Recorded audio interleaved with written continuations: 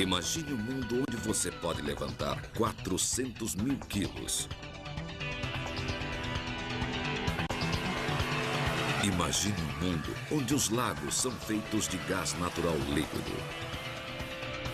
Imagine um mundo onde um único vulcão é maior que todos os vulcões da Terra combinados. Imagine as luas do nosso sistema solar.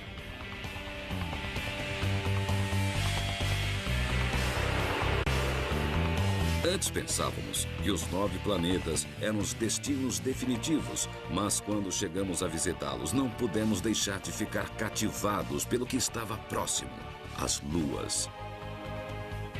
95 mundos diferentes que guardam os mais exóticos bens imobiliários do sistema solar.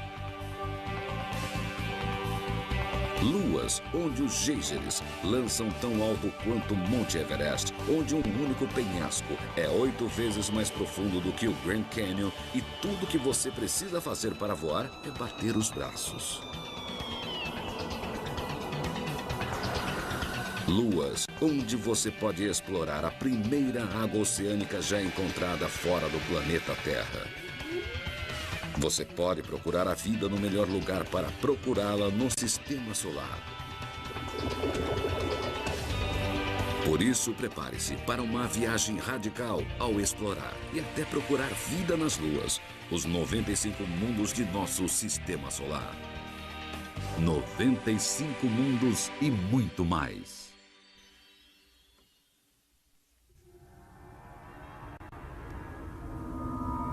Netuno. Uma bola de gás 60 vezes maior do que a Terra. Como os outros planetas gasosos gigantes, Netuno não tem superfície para se aterrissar. Se quisermos um lugar para explorar, vamos ter que olhar para as luas. Aqui, quase 5 bilhões de quilômetros longe da Terra, está a lua mais fria já registrada. Com quase 240 graus Celsius negativos, chega perto do zero absoluto, a temperatura onde todo movimento para. Se alguma lua pudesse ser uma bola de gelo, seria essa. Mas, no entanto, é um mundo cheio de movimento, dinâmico, ativo. Pode-se até dizer psicodélico. Bem-vindos a Triton. Triton é a maior lua do planeta Netuno. Na franja mais distante do sistema solar, com suas condições extremas, composição exótica e processos geológicos estranhos, Triton é um mundo absolutamente surreal. Na lua mais fria do sistema solar, existem geysers, vulcões. A superfície congelada está viva. Ela tem uma das mais dramáticas incidências de terreno vulcânico de todo o sistema solar. Pode parecer surpresa, talvez, porque uma bola de gelo e vulcanismo não parecem combinar, mas, na verdade, a forma de vulcanismo de Triton envolve gelo derretido. Aqui em Triton estão os primeiros vulcões de gelo que já foram encontrados. Os vulcões começam fundo no subsolo, onde o fraco calor interno de Triton transforma o gelo em líquido. Menos denso, o líquido sobe à superfície, criando uma erupção explosiva que banha a Lua não com terra derretida, mas com gelo derretido. A lava fria de neve derretida forma uma paisagem fantástica esculpida no gelo.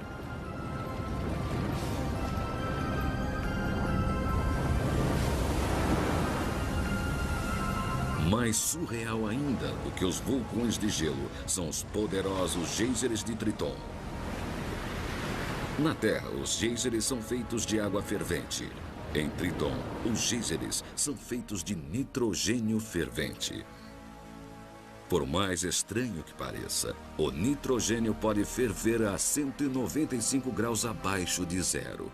Tão frio que tudo que conhecemos poderia quebrar como vidro e mesmo assim tão volátil que pode produzir os mais fortes geysers que o sistema solar já viu.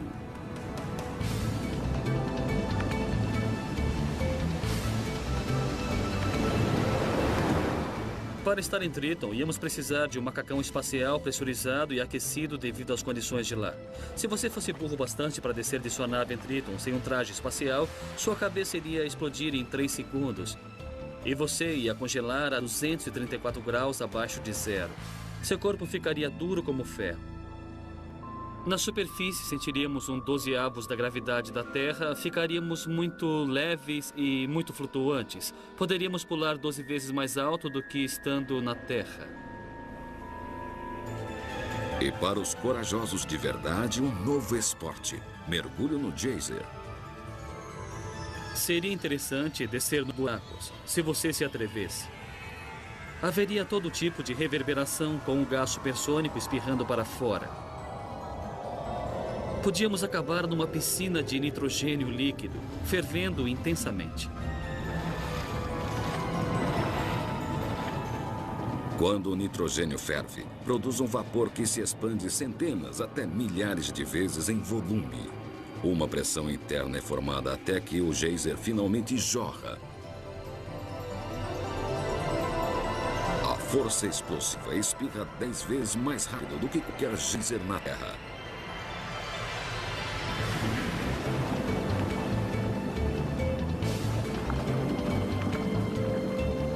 Quando atinge 8 quilômetros de altura, mais ou menos da altura do Monte Everest, o geyser escurecido pelo carbono é tosado num ângulo reto pelos ventos da grande altitude de Triton. Um desavisado acharia que essa lua tem chaminés.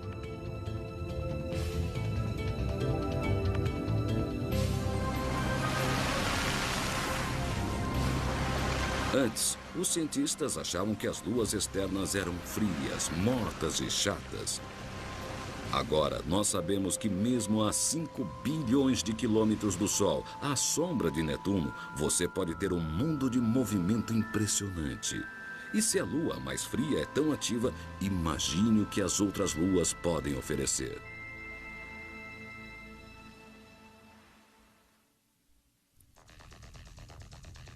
Io, de Júpiter. Na órbita de Júpiter está a lua mais quente do Sistema Solar. Os cientistas pensavam que pouco calor poderia haver a 800 milhões de quilômetros do Sol. Mas aqui, a gravidade de Júpiter e de suas outras luas internas espremem, dobram e viram esse mundo até que ele se aqueça como uma fornalha.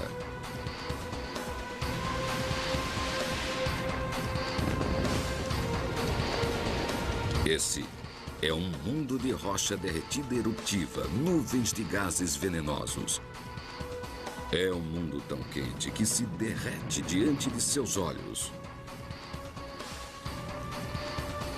Esta é Io, uma viagem ao inferno.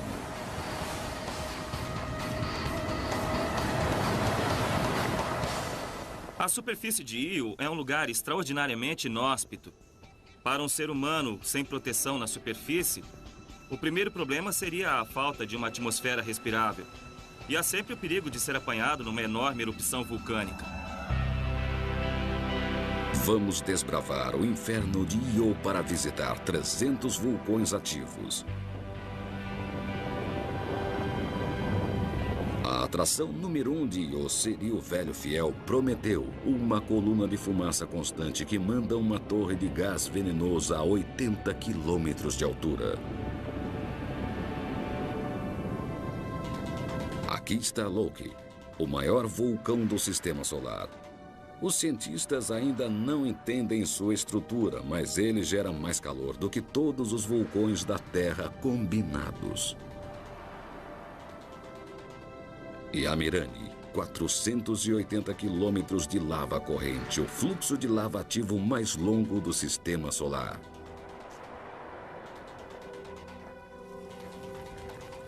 Io produz 45 mil toneladas de lava por segundo, o bastante para cobrir todos os continentes da Terra em um ano.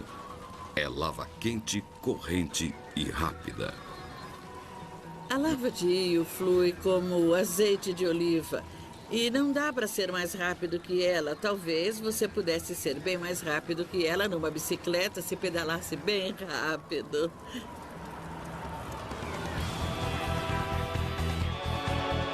E se você tivesse uma mountain bike, você poderia fazer o passeio da sua vida.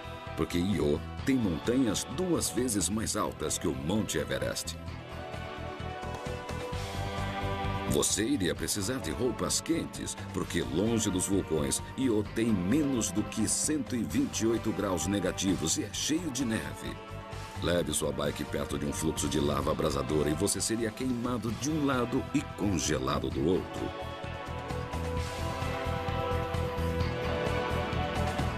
E onde a lava quente atinge a neve fria, você veria uma magnífica coluna de fumaça se lançando a 400 quilômetros na escuridão frígida do espaço. Quando a coluna se esfria, ela retorna à superfície numa neve sulfúrica como um caleidoscópio. O enxofre muda de cor com a temperatura e com as impurezas. Io é coberto de vermelho, marrom e amarelo e até mesmo verde. Deve ser extraordinariamente belo. No mundo derretido de Io, uma coisa que se poderia fazer era estudar a lava, sua erupção e como ela esfria. É o que esses cientistas estão fazendo aqui no vulcão Kilauea, no Havaí. E se você pudesse, iria querer enfiar um termômetro dentro do fluxo de lava. Mais ou menos 1150 graus Celsius é a temperatura típica aqui no Havaí. Mas em Io, achamos que as lavas são 260 graus mais quentes. E isso é uma coisa que não vemos na Terra há bilhões de anos. Io tem a lava mais quente do sistema solar, mais de 1430 graus. A última vez que essa temperatura foi atingida na Terra foi 3 bilhões de anos atrás, quando nosso planeta soltava pelo menos 4 vezes mais lava do que solta hoje. Io é uma chance de voltar no tempo e observar os tipos de lava que acabaram na Terra. É o Jurassic Park dos vulcanólogos.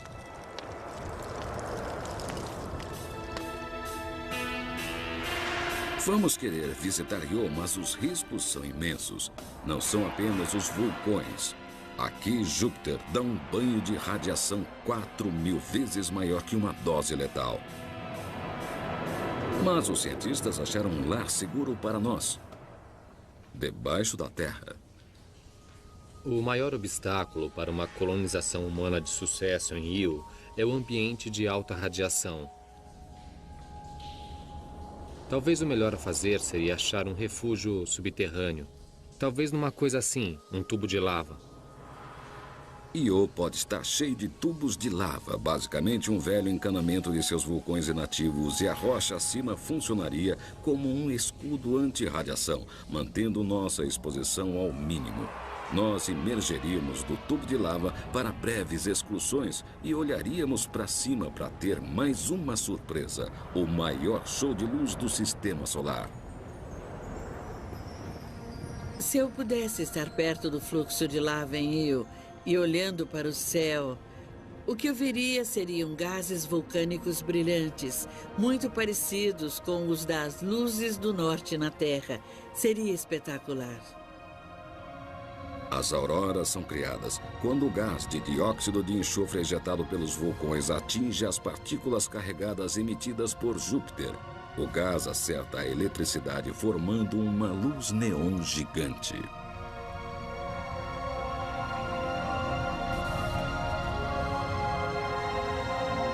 É mais um lembrete de que as 95 luas guardam os mais exóticos bens imobiliários do sistema solar.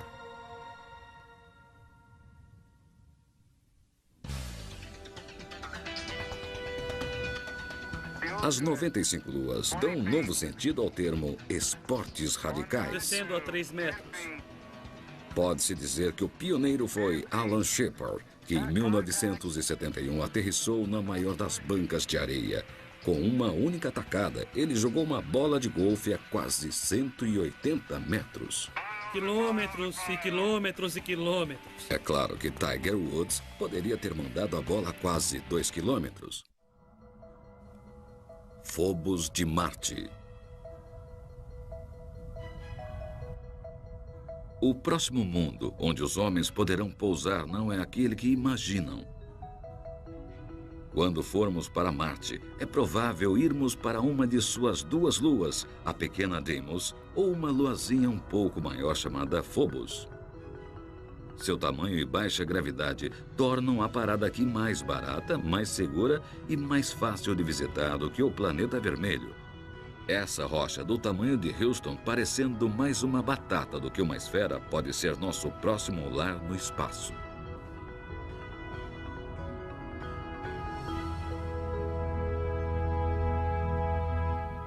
Phobos é uma das menores luas, um verdadeiro peso leve. A gravidade da superfície é menos de 1 milésimo do que na Terra.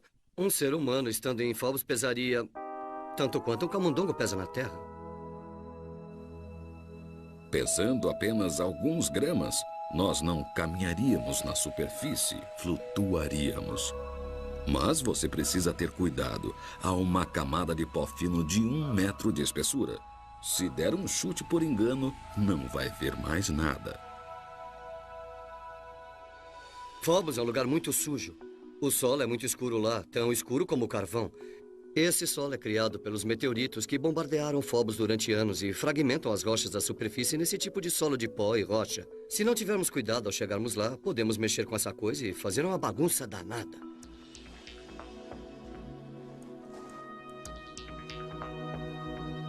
Passando por pequenas crateras afiadas, as sombras mudam muito rápido porque o sol se levanta e se põe a cada 8 horas. Com o escuro, você vai sentir a temperatura cair 93 graus, até um frio de 112 graus abaixo de zero.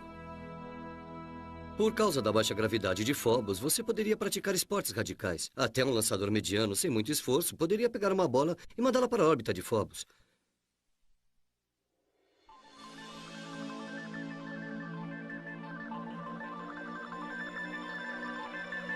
"20 minutos depois, ao completar a órbita, a bola voltaria para você pelo outro lado da Lua.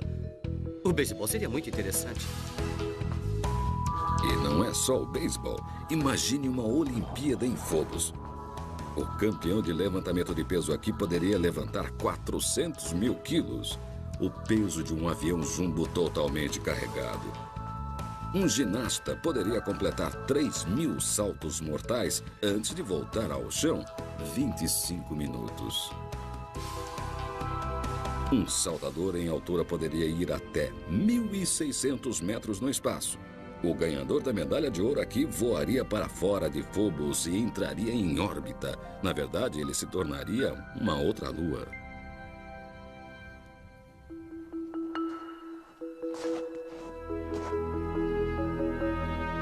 Quando parasse de brincar, você iria querer explorar os estranhos canais paralelos, sua origem e mistério.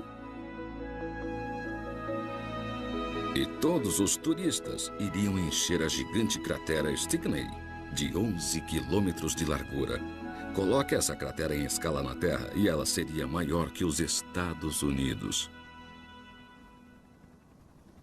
Esse buraco enorme na cratera do meteoro no Arizona não é nada em comparação.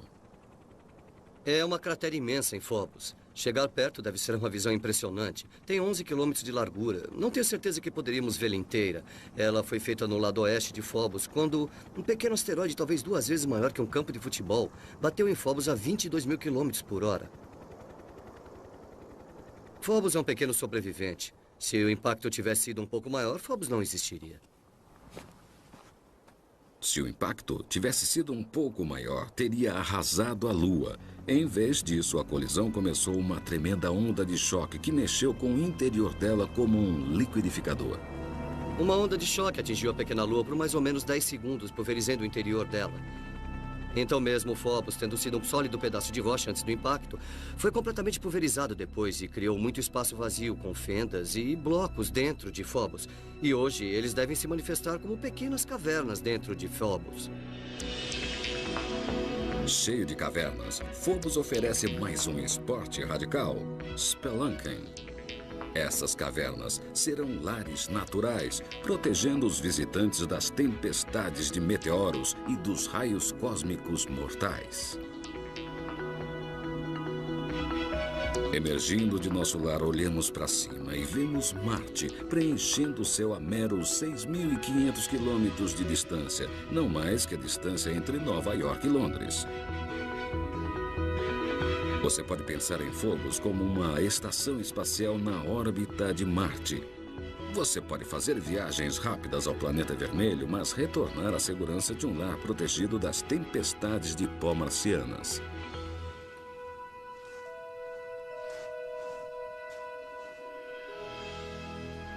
Antes de morrer, talvez vejamos humanos observando Marte de uma pequena luazinha chamada Phobos.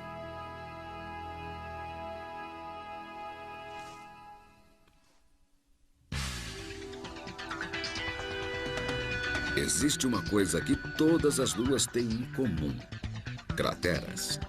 De nossa lua toda furada até Calisto de Júpiter, o corpo mais espancado do sistema solar. Como a maioria não tem atmosfera para protegê-las, nossas 95 luas são a galeria de tiro do sistema solar.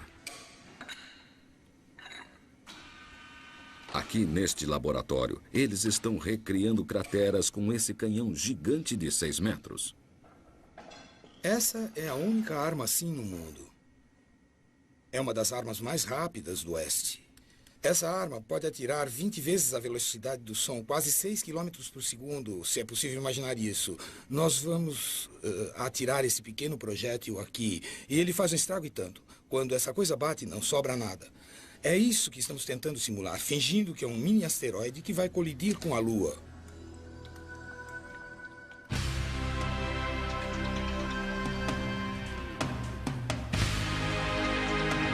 O trabalho de Peter Schultz captura o nascimento de uma cratera.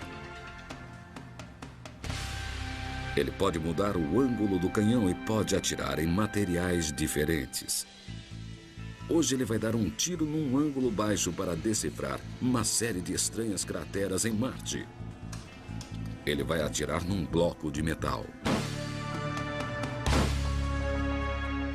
Em Marte, encontramos essas crateras tão retangulares que devem ter sido feitas por um ângulo excessivamente baixo. É muito provável que isso indique que eles tenham saído de órbita e que sejam simplesmente um registro de luas perdidas que colidiram com Marte. Schultz acha que essas crateras de ângulos baixos são basicamente marcas de derrapagem criados pela morte de cerca de 200 luas que saíram da órbita de Marte. Marte é um destruidor de luas. É melhor ir logo para Phobos porque ele está condenado. Nos próximos 40 milhões de anos, essa pequena luazinha vai se juntar às outras 200 e vai bater na superfície. Schultz vai tentar recriar agora uma cratera gigante em nossa Lua usando uma pequena esfera de vidro. Ele tenta uma variedade de ângulos. Apenas um ângulo cria a cratera sem destruir a esfera.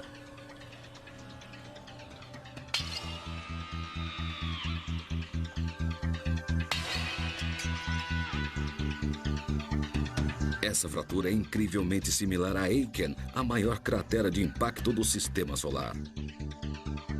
Tão grande que cobre 15% da superfície da Lua.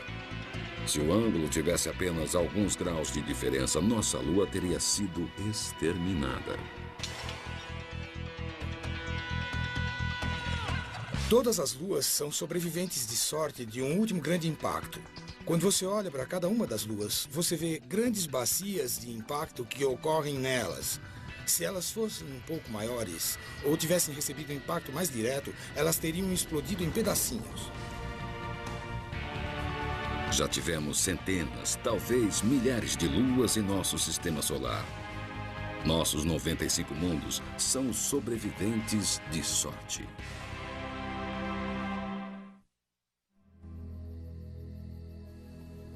A Lua da Terra. Colombo levou quase 3 meses para chegar ao Novo Mundo. A viagem de 400 mil quilômetros para nossa Lua só levou 3 dias.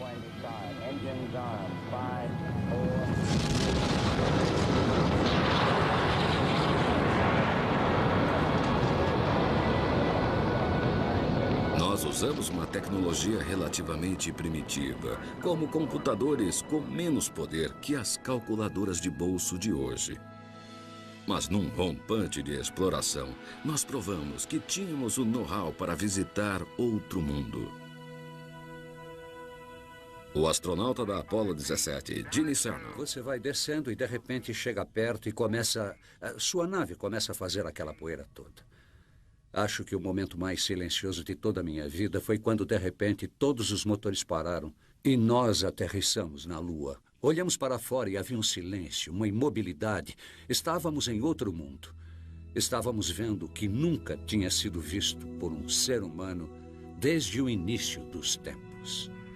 Quando eu saio para a superfície em Taurus Latrow... Cernan é um dos 12 únicos seres humanos que andaram num outro mundo. O que ele encontrou foi uma paisagem sem ar e estranha. Dá-se conta de que você está na luz do sol. Cercado do preto mais preto que o homem pode conceber na mente, e tem a Terra no meio dessa escuridão toda. Isso é um paradoxo em relação à Terra, cercada pela luz do sol e pela escuridão. Eu vou te contar. Os astronautas lutam com a gravidade reduzida a 1/6. Isso não está funcionando muito bem. Esse é o que se chama de cair no trabalho. Agora eu consegui. Jack Smith está tendo problemas. Que droga. Até que descobrem um novo jeito de dar a volta. Nosso computador diz que para ir de um ponto ao outro não faz sentido andar. Nós pulamos. Essa é a melhor forma de andar. Eu pulava pelas encostas de um desses montes que nem um garotinho. Quando eu estava na 4ª ou 5ª série, eu costumava pular. Não fazia sentido andar. É um tipo diferente de passeio. Os astronautas coletaram as rochas mais antigas já encontradas. Algumas com até 4,5 bilhões de anos. Elas são estranhamente muito secas, como se você pegasse uma rocha da Terra e assasse até que a água evaporasse. Na segurança de um módulo lunar, Cernan examina essas rochas assadas com todos os seus sentidos. Uma das coisas que me chamaram a atenção foi que elas tinham cheiro de pólvora queimada, como quando você atira com um rifle ou uma arma muito familiar. A composição dessas rochas leva a uma teoria arrojada. Nossa Lua nasceu a partir de nossa Terra. Os cientistas acreditam que há 4,5 bilhões de anos, um objeto do tamanho de Marte bateu na Terra, liberando uma energia incomensurável. A colisão jogou 70 trilhões de toneladas de rocha no espaço. Os escombros se aglutinaram num mundo derretido ardente, criando as rochas secas, como também os vulcões e os oceanos de lava. Por fim, a Lua resfriou, escondendo quase todos os traços de seu nascimento cataclísmico.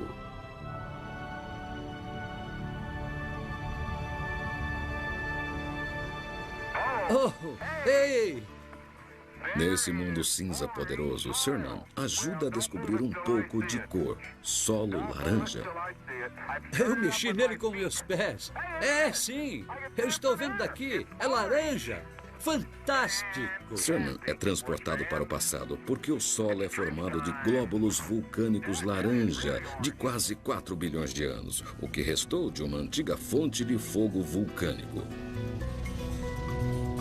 São uma lembrança de que esse mundo aparentemente morto teve um nascimento ardente. Em 14 de dezembro de 1972, Gene Cernan deixou a Lua. Foi o último homem a visitar um outro mundo. O desafio americano de hoje ajuda a forjar o destino do amanhã. A viagem dele é a prova de que temos a tecnologia e a coragem para visitar as luas. E se pudermos chegar à nossa Lua usando uma tecnologia de 30 anos atrás, imaginem aonde poderemos ir a seguir.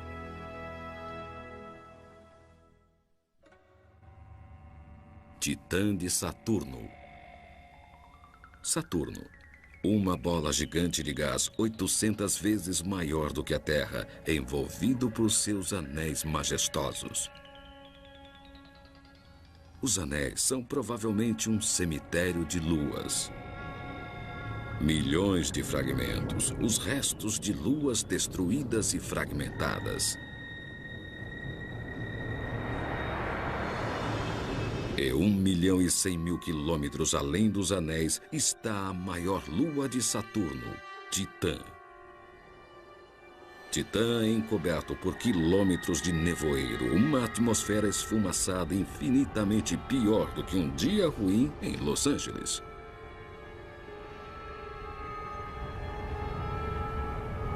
A superfície de Titã nunca foi vista. Mas estudos infravermelhos indicam que quando entramos na atmosfera, encontramos um mundo estranhamente familiar.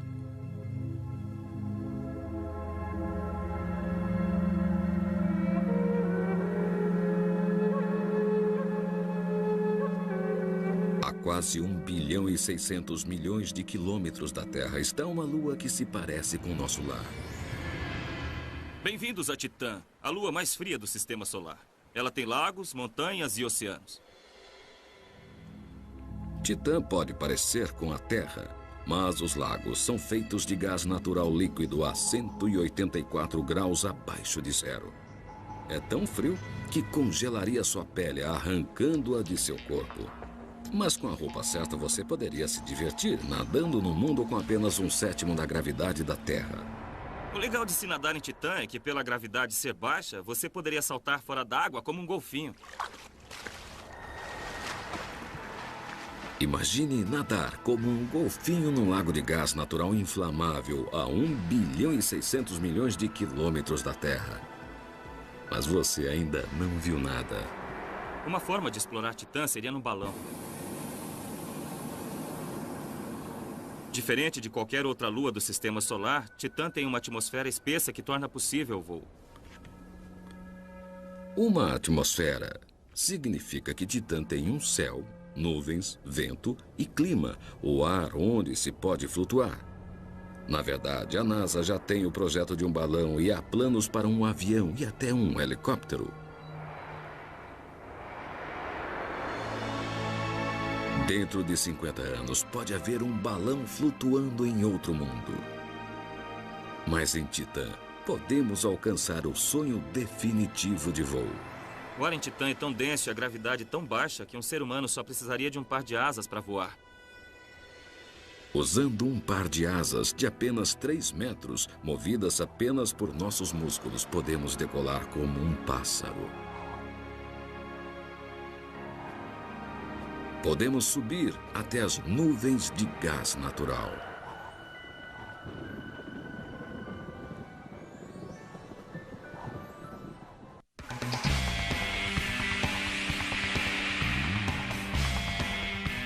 Para explorar as 95 luas de nosso sistema solar, são necessárias roupas apropriadas.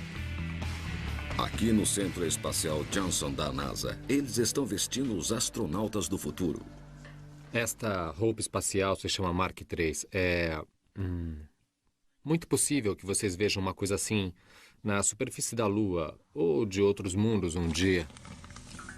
O primeiro objetivo de uma roupa espacial é fornecer um ambiente completamente lacrado, porque no vácuo do espaço precisamos da pressão do ar, senão os fluidos de nosso corpo vão borbulhar e sair até que fiquemos literalmente secos e congelados como um pedaço de charque.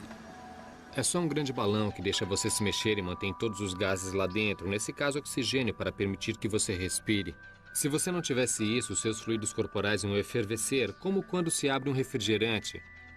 Eles iriam efervescer e eu não ia gostar que isso acontecesse comigo. Nas luas vamos precisar de mobilidade. O traje permite imitar nossa própria flexibilidade. Kevlar, o mesmo material de um colete à prova de balas, mantém a roupa forte o bastante para protegê-la de um rasgo fatal. Só de se mover, seu corpo já produz bastante calor, a não ser que você o prenda do lado de dentro. O que fazemos é usar o que chamamos de isolamento multicamadas. Uma camada de isolante, uma camada de vácuo, uma camada de isolante, uma camada de vácuo. Nesse caso, 5 camadas. Funciona como uma garrafa térmica que mantém você bem isolado. Com uma roupa desenhada com esses princípios, a maioria das 95 luas pode ser nosso playground. Mas as luas de Júpiter vão oferecer um desafio enorme, porque Júpiter é uma fornalha nuclear que banha esses mundos com uma dose letal de radiação. Queremos descobrir uma forma de sobreviver aqui, porque uma dessas luas pode conter o primeiro oceano subterrâneo e a primeira forma de vida fora do planeta Terra. Europa de Júpiter. 95 luas, cada uma oferecendo uma superfície estranha para explorar. Mas na sombra de Júpiter existe um planeta que oferece a possibilidade definitiva, a possibilidade da vida. Essa lua é um pequeno e gelado posto avançado chamado Europa. Nosso Sol, 800 milhões de quilômetros distante, oferece pouco mais calor que um fósforo distante. Europa é fria e desolada, além da imaginação. Na superfície seria o último lugar no sistema solar para se procurar a vida, mas quebrando o gelo, talvez possa existir o primeiro oceano já encontrado fora do planeta Terra. O primeiro novo oceano, desde que Balboa descobriu o Pacífico em 1513.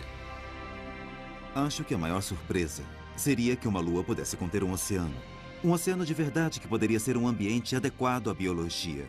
E isso é de virar a cabeça. Se tivesse que apostar em um ou outro, eu diria que é mais provável que haja vida em Europa do que em Marte. Acho que pisar em Europa seria uma das experiências mais marcantes da minha vida. Um lugar onde, debaixo dos seus pés, poderia existir vida. Será um desafio visitar Europa. Aqui, Júpiter manda uma cruel chuva de radiação que cozinha a vida como micro-ondas. E as temperaturas são de 156 graus abaixo de zero. Para explorar a Europa, vamos precisar de um tipo de tanque. Esse veículo especial para explorar a Europa vai ter que ser revestido de chumbo para me proteger da radiação. Vou precisar de uma atmosfera regulada, muito oxigênio para respirar, um removedor de gás carbônico para o que eu expirar e vou precisar de um bom suprimento de combustível para me manter aquecida e para poder explorar esse lugar incrível. As estradas de Europa são esburacadas. Existem fendas de gelo de 100 metros que formam uma parede alta. E embaixo, rochas de gelo bloqueiam o caminho. Podem não perceber, mas vocês estão rodando em cima de um oceano.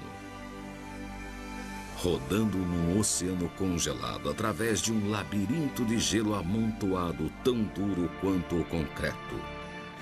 É melhor dirigir com cuidado porque fendas profundas e perigosas podem se abrir debaixo de seu veículo. Algumas fendas em Europa se estendem por 1.600 quilômetros pela superfície. Na verdade, algumas delas iriam de Los Angeles a Nova York. E elas se propagam a 5 quilômetros por hora, mais ou menos na mesma velocidade que uma pessoa anda. Europa é cheia de fendas tão profundas quanto o edifício Empire State. Andando por elas, você pode olhar e ver o oceano vindo de baixo. Em Europa, Júpiter exerce forças de maré, que distorcem todo o corpo. Então a Lua toda é esticada. E quando isso acontece, a superfície fica estressada, fria, e as fendas começam. Então você pode ter uma fenda assim em Europa, e ela vai fechar e abrir todos os dias, dia após dia. O empuxo de Júpiter está esticando e espremendo o interior desta lua, criando calor bastante para derreter o gelo subterrâneo. O gelo derretido forma um oceano subterrâneo e água morna sobe para a superfície. Em Europa, você pode visitar não só o primeiro oceano, Mas isso, os primeiros icebergs a serem encontrados fora do planeta Terra.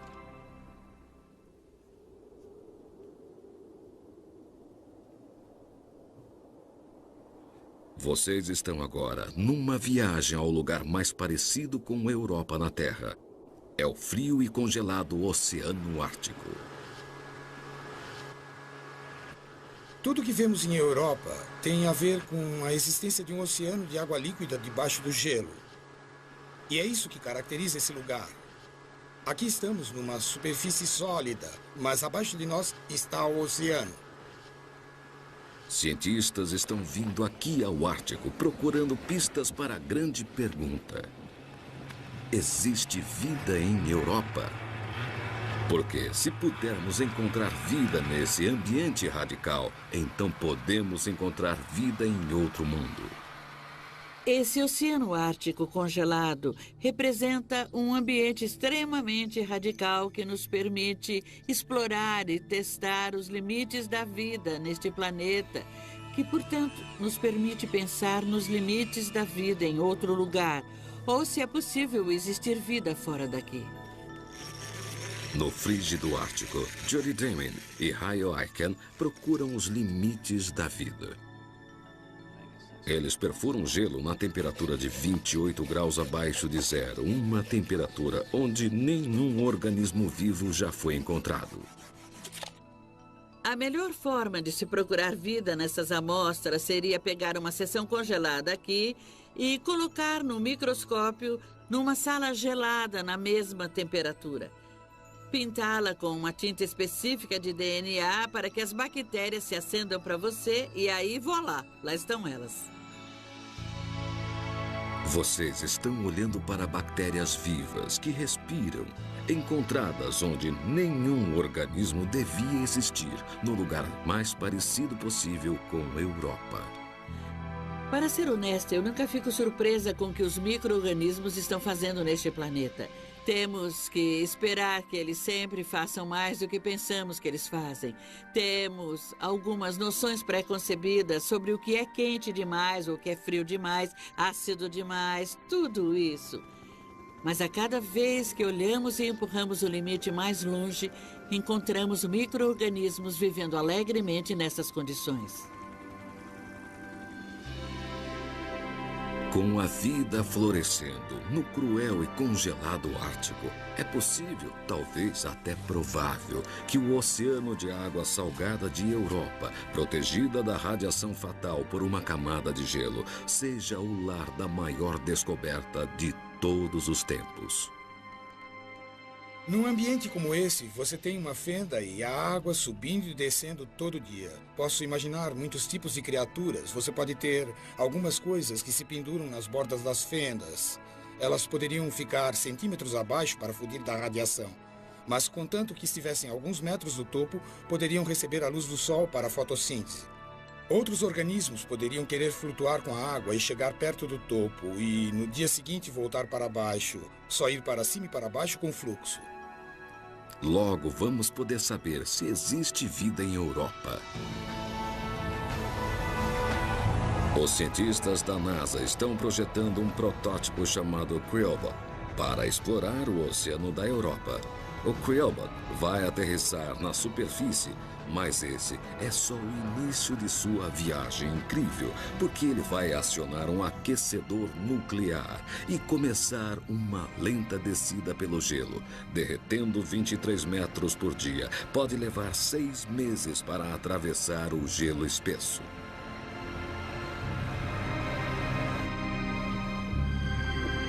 Como uma cena dos filmes de James Bond, o Creobot vai se abrir e um submarino equipado com uma câmera de controle remoto vai submergir num oceano maior do que todos os nossos oceanos juntos. O Creobot não é ficção científica, é um projeto de pesquisa atual da NASA e dentro de 50 anos poderemos estar pilotando um submarino e procurando vida em outro mundo. Quando falo com os meus amigos sobre procurar vida em outro planeta, eles sempre imaginam Klingons ou algo assim. Eu ficaria muito satisfeito com micro-organismos. Isso, para mim, seria uma das descobertas mais profundas que já fizemos. É uma sopa orgânica que está cozinhando há 4,5 bilhões de anos. Essa mesma sopa na Terra cozinhou menos de 1 bilhão de anos e nos deu a vida. Se eu tivesse que apostar, diria que há uma chance de haver alguma coisa interessante acontecendo na Europa.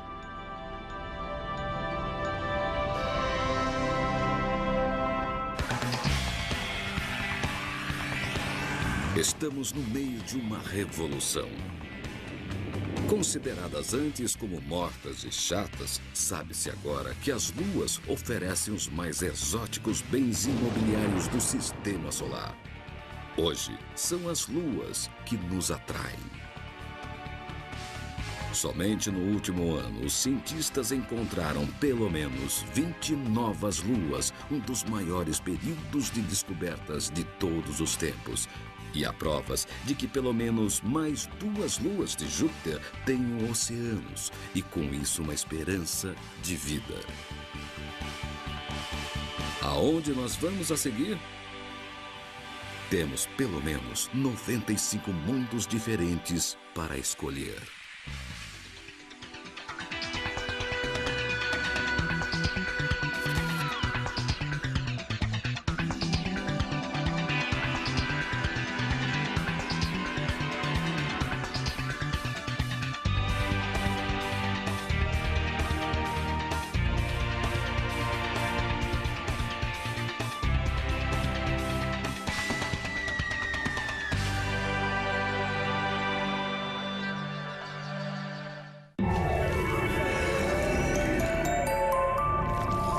De cor com a temperatura e com as impurezas. Io é coberto de vermelho, marrom e amarelo e até mesmo verde. Deve ser extraordinariamente belo.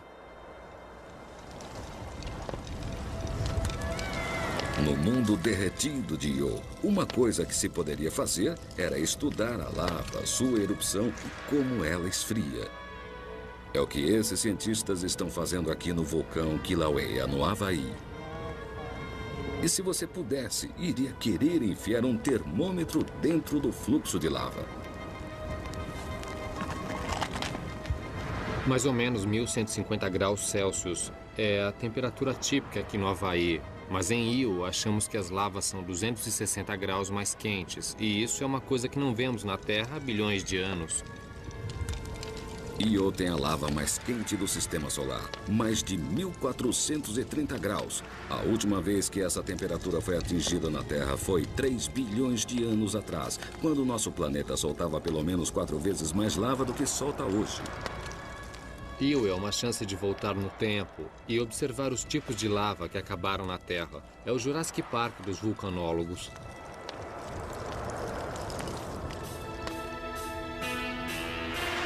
Vamos querer visitar Io, mas os riscos são imensos. Não são apenas os vulcões. Aqui, Júpiter dá um banho de radiação 4.000 vezes maior que uma dose letal. Mas os cientistas acharam um lar seguro para nós. Debaixo da Terra.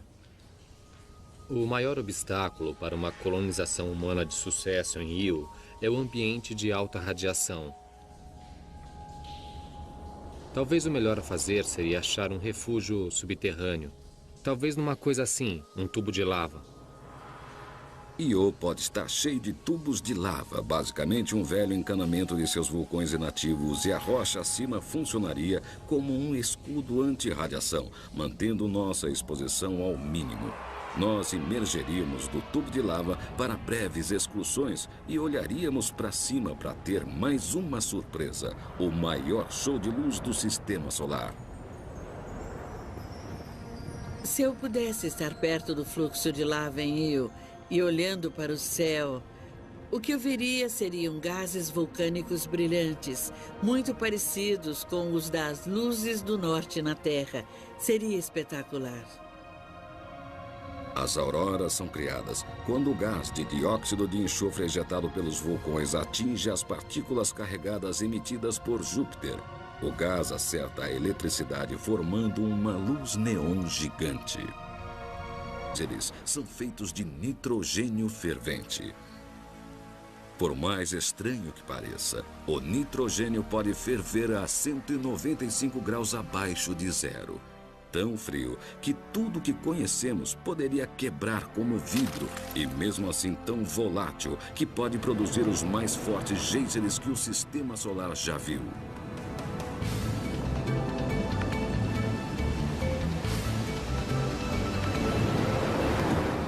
Para estar em Triton, íamos precisar de um macacão espacial pressurizado e aquecido devido às condições de lá.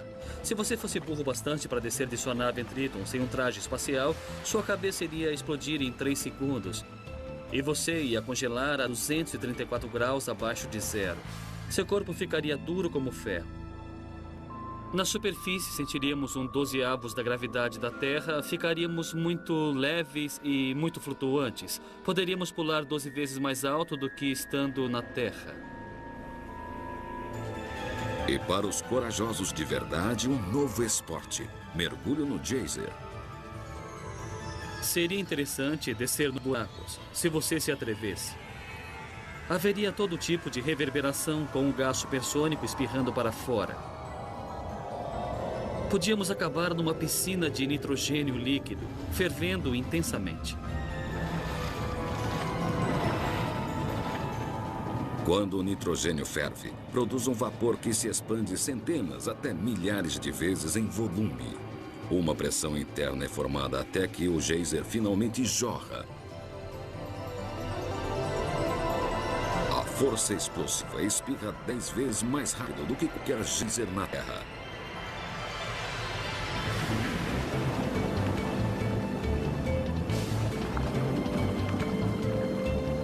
Quando atinge 8 quilômetros de altura, mais ou menos da altura do Monte Everest, o geyser escurecido pelo carbono é tosado num ângulo reto pelos ventos da grande altitude de Triton. Um desavisado acharia que essa lua tem chaminés.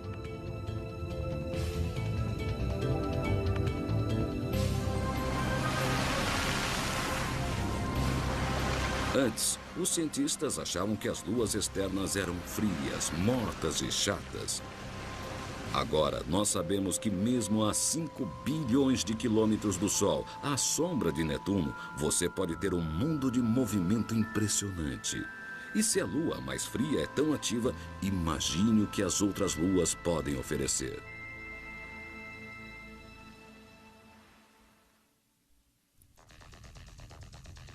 Io, de Júpiter. Na órbita de Júpiter está a Lua mais quente. Seu tamanho e baixa gravidade tornam a parada aqui mais barata, mais segura e mais fácil de visitar do que o planeta vermelho. Essa rocha do tamanho de Houston, parecendo mais uma batata do que uma esfera, pode ser nosso próximo lar no espaço.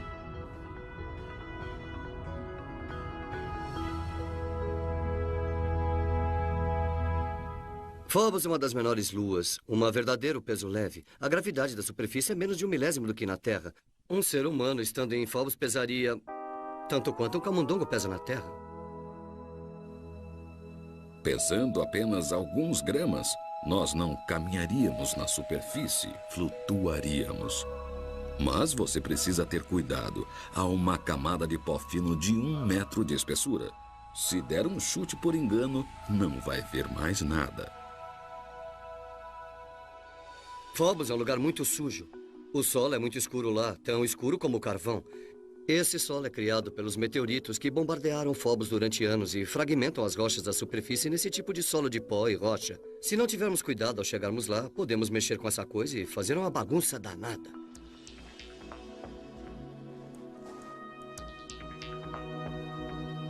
Passando por pequenas crateras afiadas, as sombras mudam muito rápido porque o Sol se levanta e se põe a cada 8 horas. Com o escuro, você vai sentir a temperatura cair 93 graus, até um frio de 112 graus abaixo de zero. Por causa da baixa gravidade de Phobos, você poderia praticar esportes radicais. Até um lançador mediano, sem muito esforço, poderia pegar uma bola e mandá-la para a órbita de Phobos.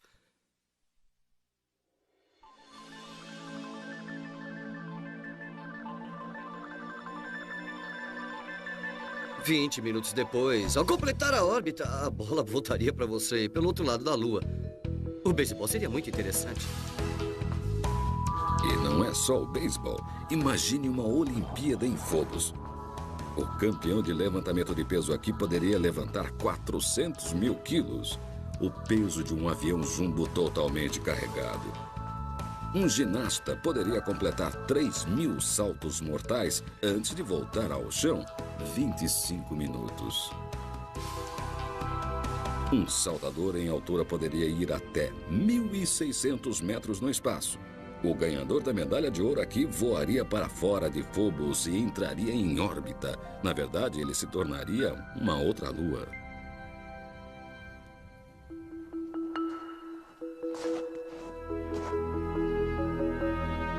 Quando parasse de brincar, você iria querer explorar os estranhos canais paralelos, sua origem e mistério.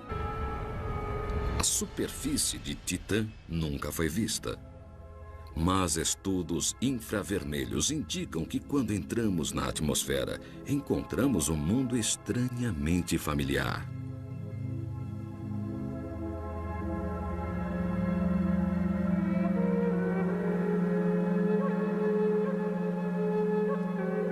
A quase 1 bilhão e 600 milhões de quilômetros da Terra está uma lua que se parece com nosso lar.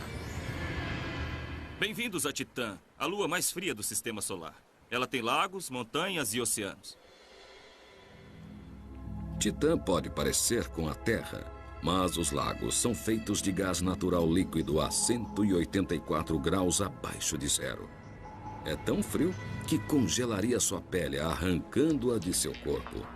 Mas com a roupa certa você poderia se divertir nadando no mundo com apenas 1/7 da gravidade da Terra.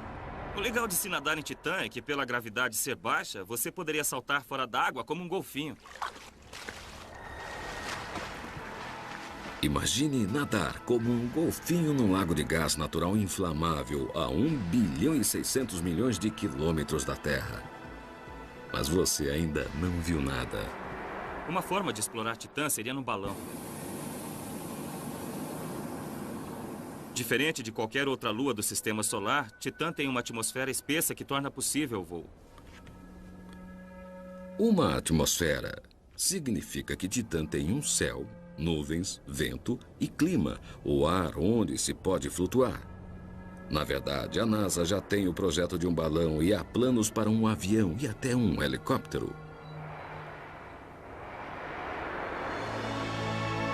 Dentro de 50 anos, pode haver um balão flutuando em outro mundo.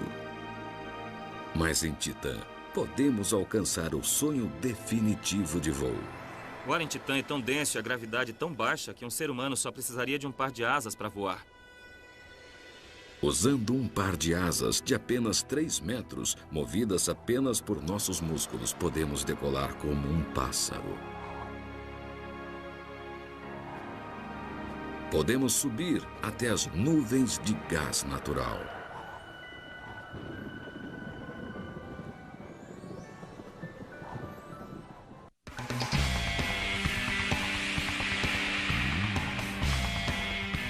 Para explorar as 95 luas de nosso sistema solar, são necessárias roupas apropriadas. Aqui no Centro Espacial Johnson da NASA, eles estão vestindo os astronautas do futuro. Esta roupa espacial se chama Mark III. É muito possível que você... Computadores com menos poder que as calculadoras de bolso de hoje. Mas num rompante de exploração, nós provamos que tínhamos o know-how para visitar outro mundo. O astronauta da Apollo 17, Gene Cernan. Você vai descendo e de repente chega perto e começa... Sua nave começa a fazer aquela poeira toda. Acho que o momento mais silencioso de toda a minha vida foi quando, de repente, todos os motores pararam e nós aterrissamos na Lua. Olhamos para fora e havia um silêncio, uma imobilidade. Estávamos em outro mundo. Estávamos vendo o que nunca tinha sido visto por um ser humano desde o início dos tempos. Quando eu saio para a superfície em Taurus Latrow... Cernan é um dos 12 únicos seres humanos que andaram num outro mundo. O que ele encontrou foi uma paisagem sem ar e estranha. Dar-se conta de que você está na luz do sol. Cercado do preto mais preto que o homem pode conceber na mente, e tem a Terra no meio dessa escuridão toda. Isso é um paradoxo em relação à Terra, cercada pela luz do sol e pela escuridão. Eu vou te contar. Os astronautas lutam com a gravidade reduzida a 1/6. Isso não está funcionando muito bem. Esse é o que se chama de cair no trabalho. Agora eu consegui. Jack Smith está tendo problemas. Que droga. Até que descobrem um novo jeito de dar a volta. Nosso computador diz que para ir de um ponto ao outro não faz sentido andar. Nós pulamos. Essa é a melhor forma de andar. Eu pulava pelas encostas de um desses montes que nem um garotinho. Quando eu estava na 4ª ou 5ª série, eu costumava pular. Não fazia sentido andar. É um tipo diferente de passeio. Os astronautas coletaram as rochas mais antigas já encontradas. Algumas com até 4,5 bilhões de anos. Elas são estranhamente muito secas, como se você pegasse uma rocha da Terra e assasse até que a água evaporasse. Na segurança de um módulo lunar, Cernan examina essas rochas assadas com todos os seus sentidos. Uma das coisas que me chamaram a atenção foi que elas tinham cheiro de pólvora queimada, como quando você atira com um rifle ou uma arma muito familiar. A composição dessas rochas leva a uma teoria arrojada. Nossa Lua nasceu a partir de nossa Terra. Os cientistas acreditam que há 4,5 bilhões de anos, um objeto do tamanho de Marte bateu na Terra, liberando uma energia incomensurável. A colisão jogou... Se tivessem recebido um impacto mais direto, elas teriam explodido em pedacinhos. Já tivemos centenas, talvez milhares de luas em nosso sistema solar. Nossos 95 mundos são os sobreviventes de sorte.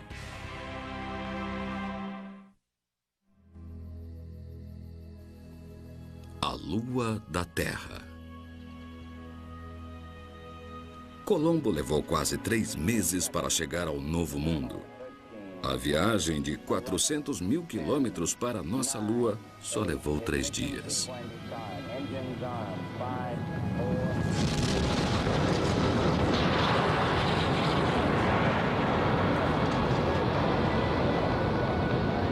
Nós usamos uma tecnologia relativamente primitiva, como computadores com menos poder que as calculadoras de bolso de hoje. Mas num rompante de exploração, nós provamos que tínhamos o know-how para visitar outro mundo. O astronauta da Apollo 17, Gene Cernan. Você vai descendo e de repente chega perto e começa... Sua nave começa a fazer aquela poeira toda. Acho que o momento mais silencioso de toda a minha vida foi quando de repente todos os motores pararam e nós aterrissamos na Lua. Olhamos para fora e havia um silêncio, uma imobilidade. Estávamos em outro mundo.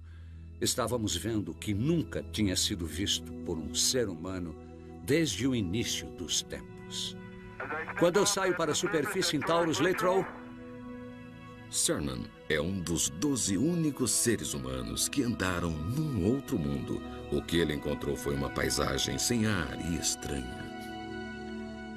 Dar-se conta de que você está na luz do sol. Cercado do preto mais preto que o homem pode conceber na mente, e tem a Terra no meio dessa escuridão toda. Isso é um paradoxo em relação à Terra, cercada pela luz do sol e pela escuridão. Eu vou te contar. Os astronautas lutam com a gravidade reduzida a 1/6. Isso não está funcionando muito bem.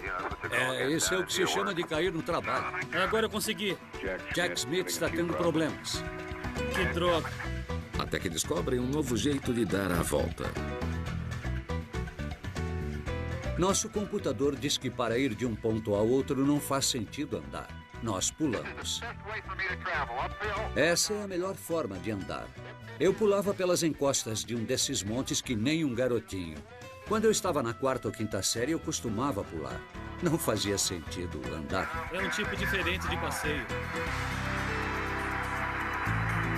Os astronautas coletaram as rochas mais antigas já encontradas. Onde a lava quente atinge a neve fria, você veria uma magnífica coluna de fumaça se lançando a 400 quilômetros na escuridão frígida do espaço. Quando a coluna se esfria, ela retorna à superfície numa neve sulfúrica como um caleidoscópio. O enxofre muda de cor com a temperatura e com as impurezas. Io é coberto de vermelho, marrom e amarelo e até mesmo verde. Deve ser extraordinariamente belo. No mundo derretido de Io, uma coisa que se poderia fazer era estudar a lava, sua erupção e como ela esfria. É o que esses cientistas estão fazendo aqui no vulcão Kilauea, no Havaí. E se você pudesse, iria querer enfiar um termômetro dentro do fluxo de lava. Mais ou menos 1.150 graus Celsius é a temperatura típica aqui no Havaí. Mas em Io, achamos que as lavas são 260 graus mais quentes. E isso é uma coisa que não vemos na Terra há bilhões de anos. Io tem a lava mais quente do sistema solar, mais de 1.430 graus. A última vez que essa temperatura foi atingida na Terra foi 3 bilhões de anos atrás, quando o nosso planeta soltava pelo menos 4 vezes mais lava do que solta hoje. Io é uma chance de voltar no tempo e observar os tipos de lava que acabaram na Terra. É o Jurassic Park dos vulcanólogos.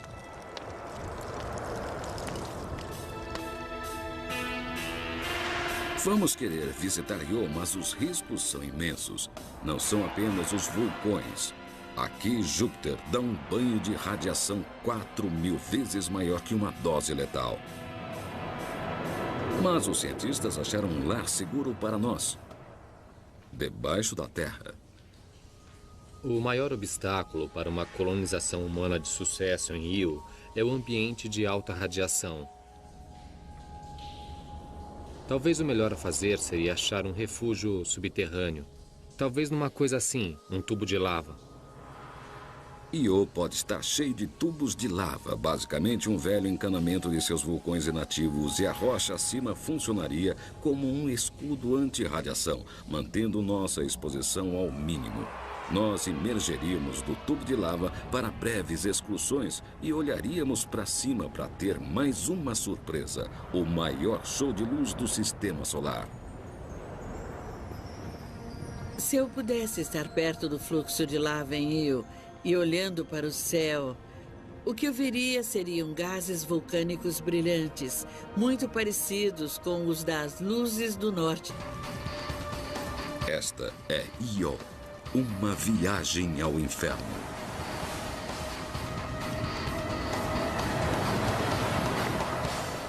A superfície de Io é um lugar extraordinariamente inóspito. Para um ser humano sem proteção na superfície, o primeiro problema seria a falta de uma atmosfera respirável. E há sempre o perigo de ser apanhado numa enorme erupção vulcânica. Vamos desbravar o inferno de Io para visitar 300 vulcões ativos. A atração número 1 de Io seria o velho fiel Prometeu, uma coluna de fumaça constante que manda uma torre de gás venenoso a 80 quilômetros de altura. Aqui está Loki, o maior vulcão do sistema solar. Os cientistas ainda não entendem sua estrutura, mas ele gera mais calor do que todos os vulcões da Terra combinados. E Amirani, 480 quilômetros de lava corrente, o fluxo de lava ativo mais longo do sistema solar.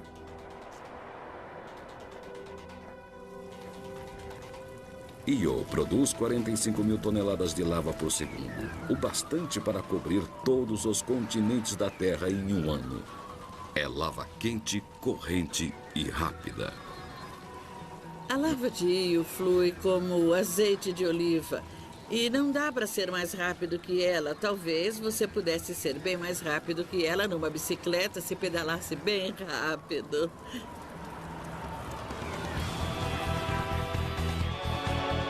E se você tivesse uma mountain bike, você poderia fazer o passeio da sua vida. porque Io tem montanhas 2 vezes mais altas que o Monte Everest. Você iria precisar de roupas quentes, porque longe dos vulcões, Io tem menos do que 128 graus negativos e é cheio de neve. Leve sua bike perto de um fluxo de lava abrasadora e você seria queimado de um lado e congelado do outro.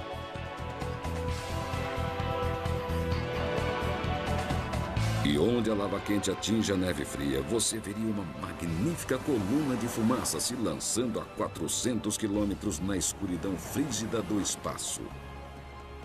Quando a coluna se esfria, ela retorna à superfície numa neve sulfúrica como um caleidoscópio. O enxofre muda de cor com a temperatura e com as impurezas.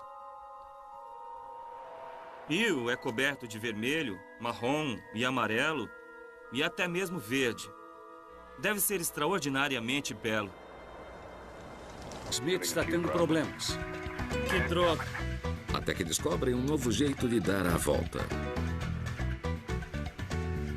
Nosso computador diz que para ir de um ponto ao outro não faz sentido andar. Nós pulamos. Essa é a melhor forma de andar. Eu pulava pelas encostas de um desses montes que nem um garotinho. Quando eu estava na 4ª ou 5ª série, eu costumava pular. Não fazia sentido andar. É um tipo diferente de passeio. Os astronautas coletaram as rochas mais antigas já encontradas. Algumas com até 4 bilhões e meio de anos. Elas são estranhamente muito secas, como se você pegasse uma rocha da Terra e assasse até que a água evaporasse.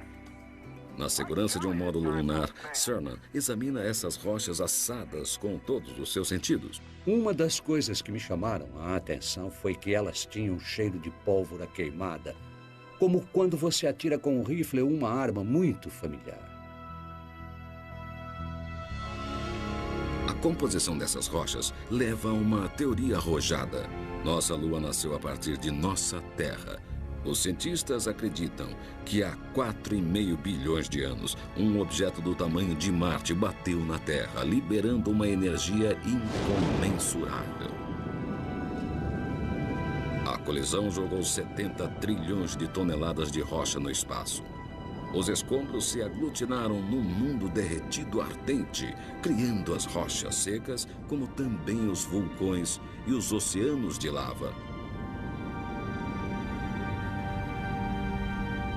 Por fim, a Lua resfriou, escondendo quase todos os traços de seu nascimento cataclísmico.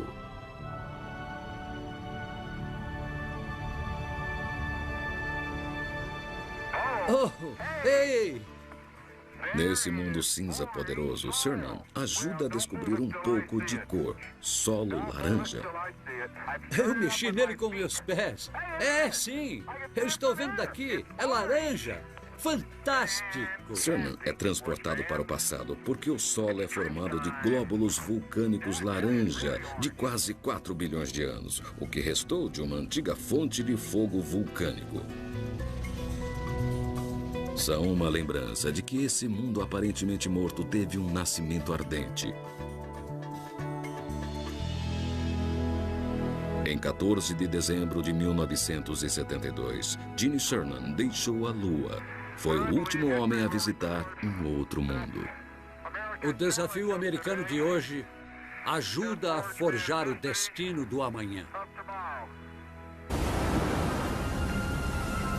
Mais surreal ainda do que os vulcões de gelo são os poderosos geysers de Triton. Na Terra, os geysers são feitos de água fervente. Em Triton, os geysers são feitos de nitrogênio fervente. Por mais estranho que pareça, o nitrogênio pode ferver a 195 graus abaixo de zero. Tão frio que tudo que conhecemos poderia quebrar como vidro e mesmo assim tão volátil que pode produzir os mais fortes geysers que o sistema solar já viu.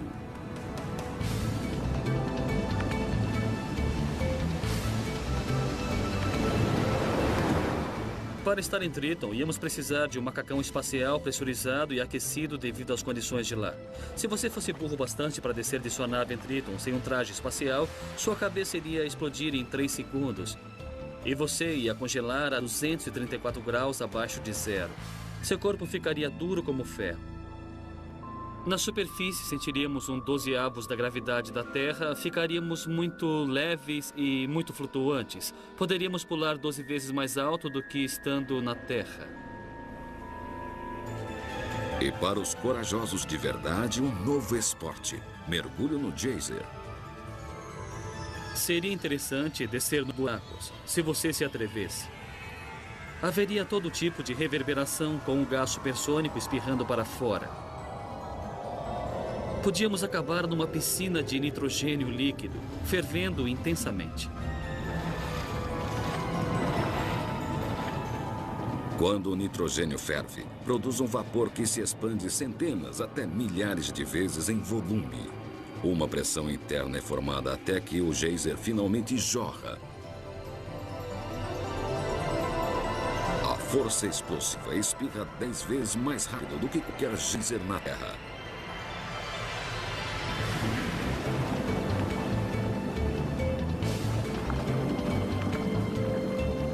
Quando atinge 8 quilômetros de altura, mais ou menos da altura do Monte Everest, o geyser escurecido pelo carbono é tosado num ângulo reto pelos ventos da grande altitude de Triton. Um desavisado acharia que essa lua tem chaminés.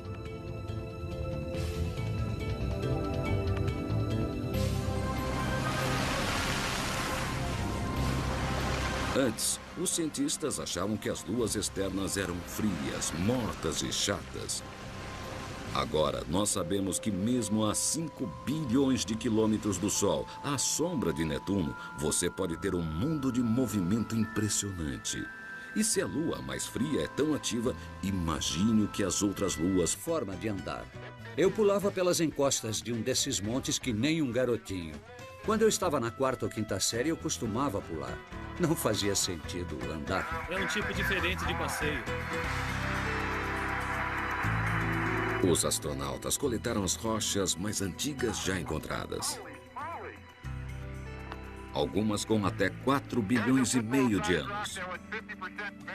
Elas são estranhamente muito secas, como se você pegasse uma rocha da Terra e assasse até que a água evaporasse. Na segurança de um módulo lunar, Cernan examina essas rochas assadas com todos os seus sentidos. Uma das coisas que me chamaram a atenção foi que elas tinham cheiro de pólvora queimada, como quando você atira com um rifle ou uma arma muito familiar.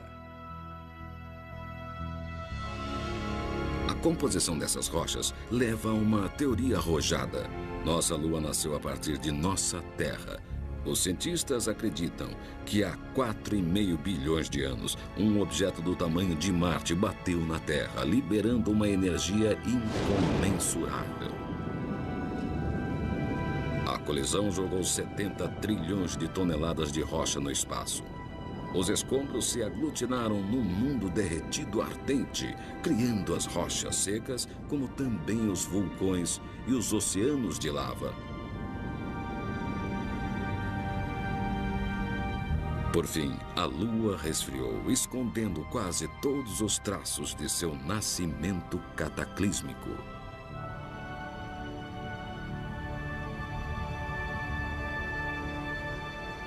Oh, ei! Nesse mundo cinza poderoso, Cernan ajuda a descobrir um pouco de cor, solo laranja. Eu mexi nele com meus pés. É, sim, eu estou vendo daqui, é laranja. Fantástico! Cernan é transportado para o passado porque o Sol é formado de glóbulos vulcânicos laranja de quase 4 bilhões de anos, o que restou de uma antiga fonte de fogo vulcânico. São uma lembrança de que esse mundo aparentemente morto teve um nascimento ardente. Em 14 de dezembro de 1972, Gene Cernan deixou a Lua. Foi o último homem a visitar um outro mundo. O desafio americano de hoje ajuda a forjar o destino do amanhã. A viagem dele é a prova de que temos a tecnologia e a coragem para visitar as luas. E se pudermos chegar à nossa lua usando uma tecnologia de 30 anos atrás,